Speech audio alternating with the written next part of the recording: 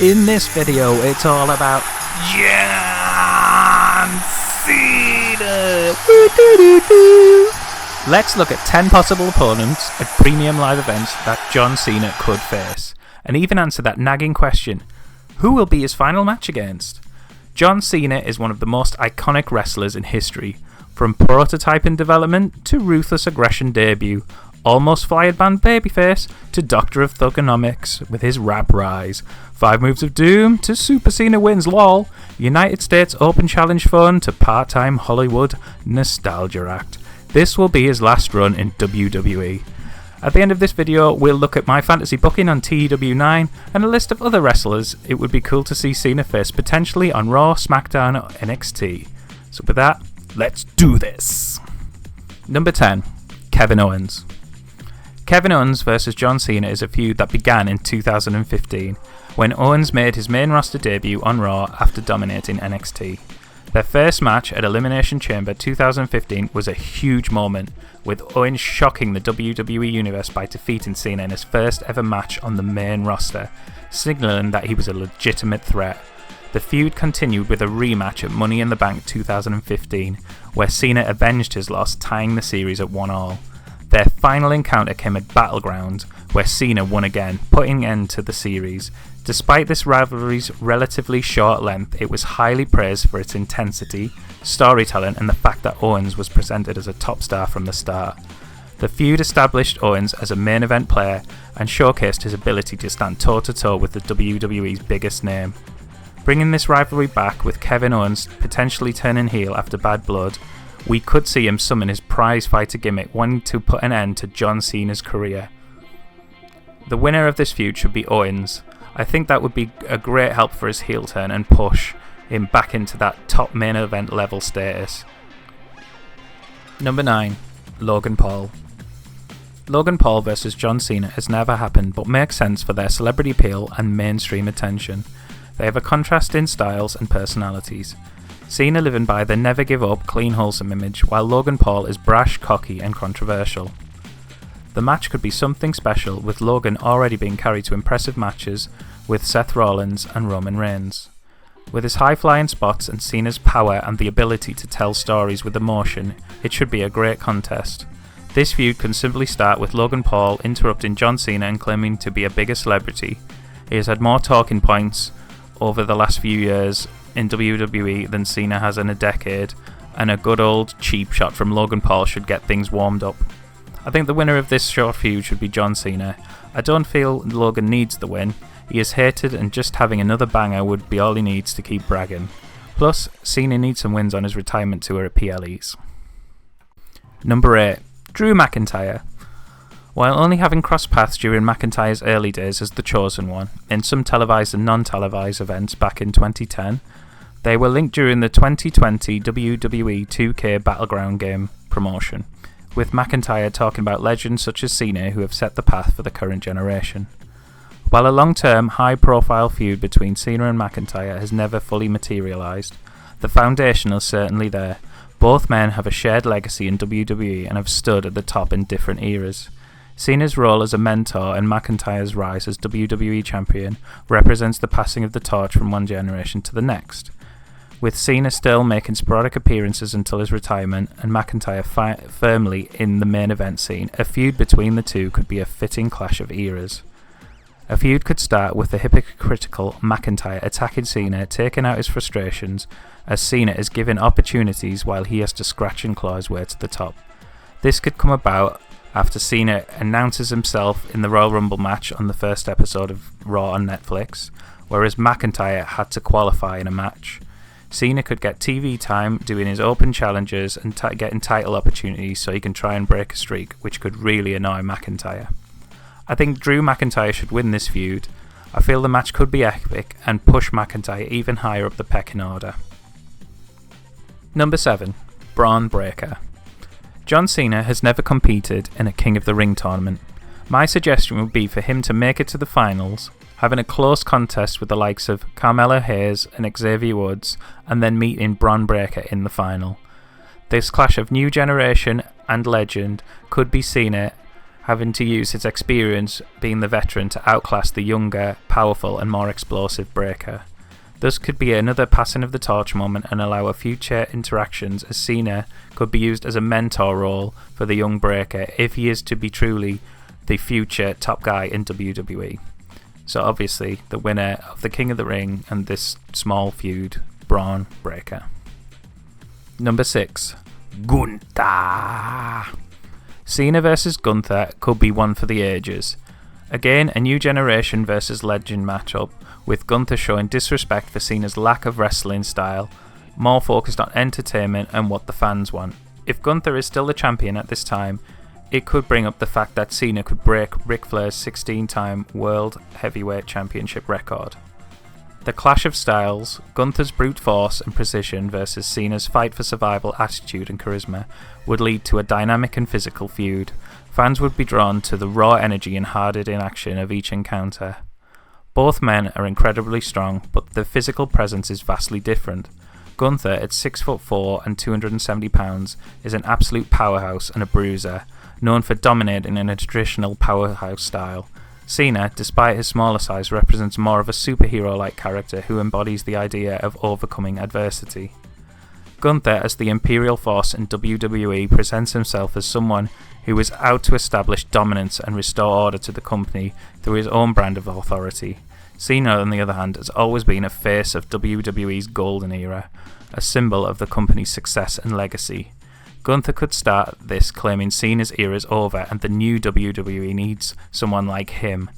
Cena then would be forced to prove he can still hang with the toughest stars, defending both his legacy and honour of WWE.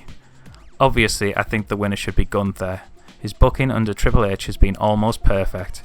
He is a clear main eventer, but this win could give him that next level legendary status. Number 5. Cody Rhodes. Two top babyfaces of different eras going at it in a huge legacy versus legacy battle. Cena as the face of WWE's modern era and Cody as the next generation of a legendary wrestling family. Their battle would represent the struggle between different kinds of legacy.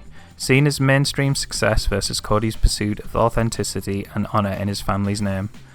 The difference in their paths to success could be highlighted. Both men are amazing storytellers, both on drawing real-life experiences and deeply personal storytelling. This would be my pick of all of them for WrestleMania 41. I would go with Punk winning the Royal Rumble to face Gunther, Cody retaining inside the Elimination Chamber, pinning Cena to win the match.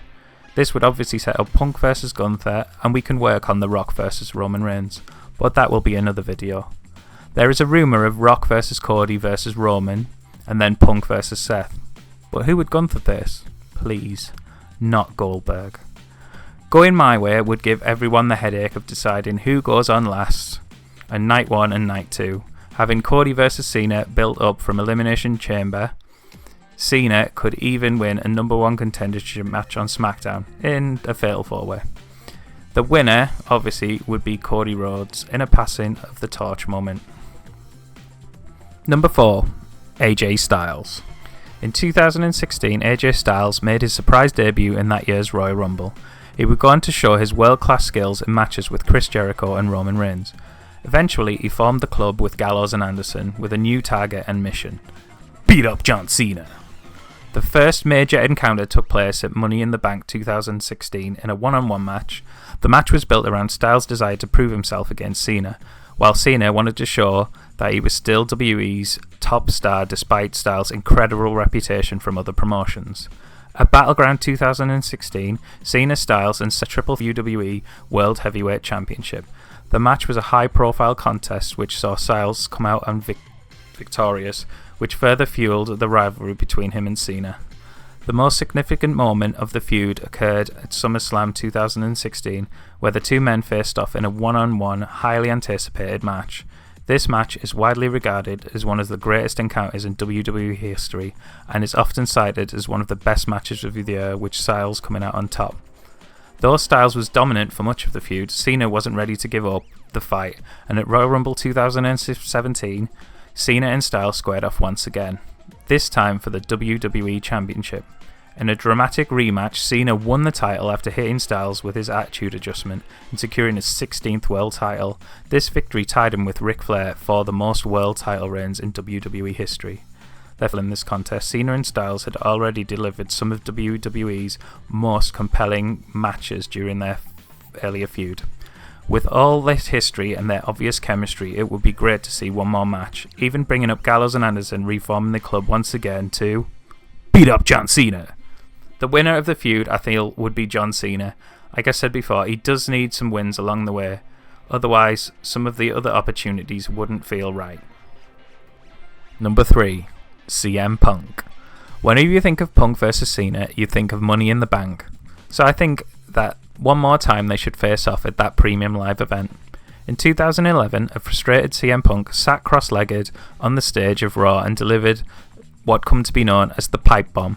He declared he was going to beat John Cena for the WWE Championship and leave the WWE with the title. It was such a compelling story that fans were hooked. The promo blurred the lines between reality and storyline, making Punk the voice of the disaffected WWE fans and creating a palpable tension between the traditional top star, Cena, and the rebellious underdog, Punk. Cena, who represents WWE's corporate face, was positioned as Punk's direct adversary in this war of ideologies. Their match at Money in the Bank is iconic.